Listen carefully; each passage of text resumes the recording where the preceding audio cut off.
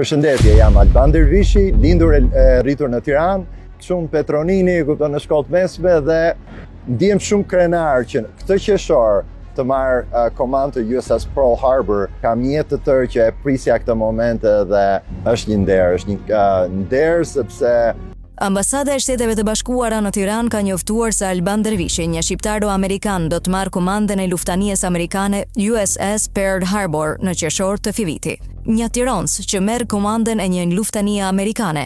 Njihuni me komandant Alban Dervishin, shqiptaro-amerikan i cili do të marrë komandën e USS Pearl Harbor në qershor të 2025-s, thuhet ndër të tjera.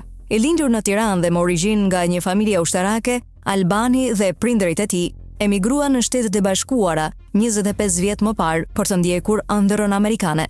Nancy Van Horn, e ngarkuara me punë në Ambasadën e Shteteve të Bashkuara të Amerikës në Tiranë, ka mirëpritur në Ambasadën e SBA komandantin Alban Dervishi për ta uruar ato për marrjen e komandës së USS Pearl Harbor në muajin qershor. Në postimin e saj në rrjetet sociale, Ambasada e Shteteve të Bashkuara në Tiranë shkruan se tema e takimit ishte diskutimi i rëndësisë së partneriteteve tona të mbrojtjes për ta bërë Amerikën më të fortë.